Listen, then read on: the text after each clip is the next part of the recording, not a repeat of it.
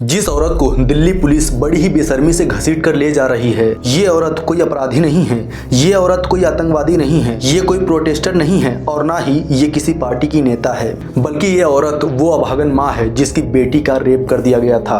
पर जैसे तैसे उस दरिंदे को आजीवन कारावास की सजा हुई थी, लेकिन बाद में उसकी सजा को सस्पेंड करके उसे जमानत दे दी जाती है क्योंकि वो एक बड़े पार्टी का नेता है और ये औरत उसी के खिलाफ इंडिया गेट पर बैठ जाती है। लेकिन दिल्ली पुलिस इन्हें ऐसे घसीट रही है जैसे ये औरतें देश में अराजकता फैलाने की कोशिश कर रही हैं। ये है नया भारत, जहां चाहे कितना भी बड़ा अपराधी हो, अगर वो पॉलिटिकली कनेक्टेड है तो उसे आसानी से बेल मिल जाती है और ऐसे बलात्कारियों को माला पहनाकर इनका स्वागत किया जाता है। खैर, कहानी को स्टार्टिंग से शुरू करते हैं।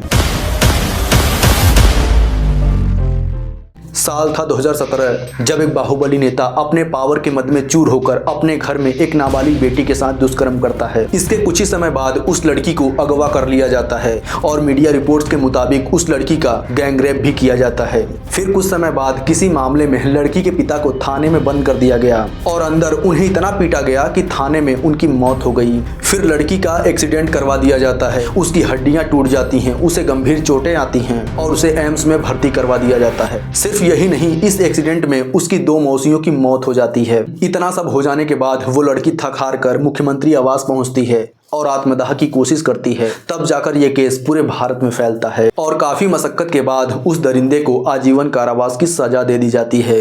ये है उन्नाव रेप केस की कहानी। लेकिन आज 7 साल बाद उस दरिंदे की इस सजा को निलंबित कर दिया गया और उसे जमानत दे दी गई और बस कुछ ही मामूली शर्तों पर उसे छोड़ दिया गया कि उसे पीड़िता के घर से 5 किलोमीटर दूर रहना है वगैरह वगैरह। और जेल से बाहर आने के बाद इसे माला पहनाकर इसका स्वागत किया गया।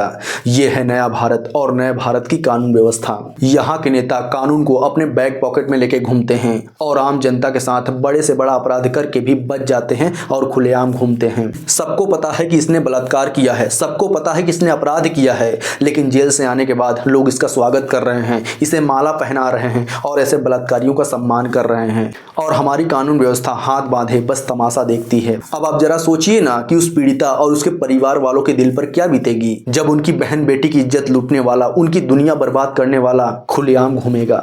सिर्फ यही नहीं, इस दरिंदे की आजादी के खिलाफ पीड़िता और पीड़िता की मां समेत 3 लोग इंडिया गेट पर बैठते हैं, लेकिन उल्टा पुलिस ही इनके साथ बर्बरता करती है और इन्हें वहां से भगा देती है। क्या अब हमारे देश में प्रोटेस्ट करने का और अपना अधिकार मांगने का हक भी नहीं रहा? अरे जिनकी पूरी दुनिया ही उजड़ गई हो वो भला क्या करे? लेकिन इन सबसे अलग उस पीड़िता की हिम्मत की दाद देनी होगी। अगर उसकी जगह कोई और रहता तो टूट जाता, लेकिन ये बहादुर बेटी अभी तक लड़ रही है जो करोड़ों महिलाओं के लिए प्रेरणा स्रोत है। अरे ऐसी महिला को तो सलाम है। खैर, इस लड़की की हिम्मत बनने के बजाय हमारे देश के कुछ नेता इसका मजाक उड़ा रहे हैं। ये है मंत्री ओपी राजभर। मुझे शर्म आती है कि ऐसे लोग हमारे देश के नेता हैं जो ऐसे संवेदनशील मुद्दे पर भी हंसी ठिठोली कर रहे हैं। लेकिन पुलिस उनके पीड़िता और उनके साथ वालों को उठा ले गई इंडिया गेट से। वो धरना दे रहा था दिल्ली में। घर तो उनका उन्नाव है, घर तो उनका उन्नाव है दिल्ली से। इन्हें शर्म हया है कुछ? यहाँ एक बेटी की जिंदगी बर्बाद हो गई और ये उस मुद्दे पर हंसी ठिठोली कर रहे हैं। सिर्फ यही नहीं, इन्होंने उस बलात्कारी को जी कहकर संबोधित किया। देखिए, कोर्ट ने इस बात को कहा है कि सेंगर जी पीड़ित परिवार से 5 किलोमीटर दूर रहेंगे। सेंगर जी पीड़ित परिवार से 5 किलोमीटर दूर रहेंगे। यानी मंत्री साहब इस रेपिस्ट का समर्थन कर रहे हैं। तो एक बात बताइए मंत्री जी, कि अगर आपके घर वालों के साथ भी ऐसा ही हुआ होता तो क्या तब भी आप ऐसे बलात्कारी को सम्मान देते? सिर्फ यही नहीं, एक और मंत्री हैं दयाशंकर सिंह। जब इनसे इस मुद्दे पर पूछा गया तो इन्होंने ये जवाब दिया। न्यायपालिका ने जो है अच्छा किया, उनको न्याय मिला, थोड़ा देर से मिला, लेकिन हम लोग उस न्याय को स्वागत करते हैं। यानी मंत्री साहब ये कहना चाहते हैं कि वो अपराधी जिसने एक बेटी की इज्जत लूटी और उसकी पूरी दुनिया बर्बाद कर दी, उसको अब जाकर न्याय मिला।